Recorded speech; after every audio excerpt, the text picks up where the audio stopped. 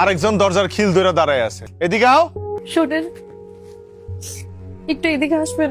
ডাকতেছে, যায় না, কি করতেছে?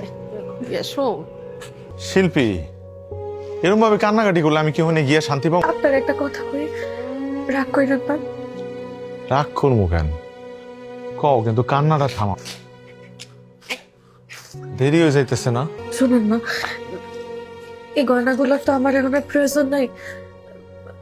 এগুলা বেচলে আপনি কমপক্ষে 3-4 লাখ টাকা পাইবেন। এগুলো বিক্রি করে আপনি এখানে কিছু একটা করেন না। আরো যদি লাগে আমি আব্বার সাথে না হয় কথা কয়ে আরো কিছু টাকা ম্যানেজ করলাম। তাও আপনি আমার কাছে এটা চাইয়েন না।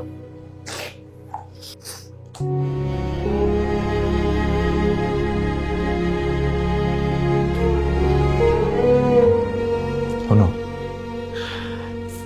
আমি জানি হায়াত মত নসিব সব আল্লাহর উপর, আল্লাহ লেখা রাখছে। কিন্তু আল্লাহ কইছে যে তোমার করে আমি বিবেক দিতেছি, যে বিবেকরে কাজে লাগাইয়া তুমি জীবনে উন্নতি করো। আচ্ছা শুনো, এই গয়না বিক্রি কইরা ধরো আমরা কোনো ব্যবসা দিলাম, ব্যবসা করে যদি লস খাই, অন্য কোনো বিপদ আপদ হোক, তারপরে কি করবো আমরা? এটাই তো আমাকে শেষ সম্বল, এটা ছাড়া তো আমাকে আর কিছু নাই। আচ্ছা শোনো, আমি জানি আমার সারা থাকতে তোমার কষ্ট হইব, আমারও তো হইব। শুধু এমনের কথা চিন্তা করলে হইব? আমার একটা ভবিষ্যৎ আছে না, আমাকে বাচ্চা কাচ্চা হইব না, তো এগুলো তো চিন্তা করতে হইব না? ওদের এমন একটা চিন্তা করলে হইব? হইব না, কান্দে না। আমি তোমার কথা দিতেছি, তোমার শাহরুখ খান, স্বপ্নের শাহরুখ খান, তোমার স্বপ্নের শাহরুখ বাস্তবেই তোমার কাছে ফেরত আইব, খুব জলদি আইব। মানুষ তো কয় দূরত্ব বললে নাকি ভালোবাসা কইমা যায়।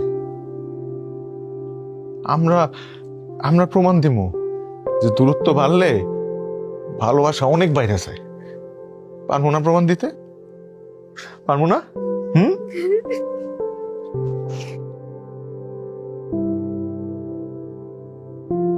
আমি খুব জলদি তোমার কাছে ফেরত আসবো, কথা দিলাম। নতুন করে আমার আর শিল্পীর প্রেম কাব্য শুরু হয়ে গেল।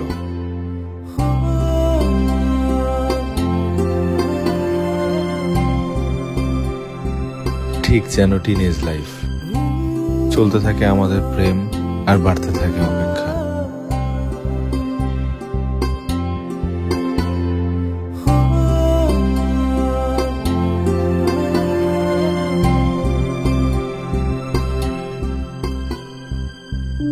তারপর শেষ হয় একদিন সেই অপেক্ষার পালা।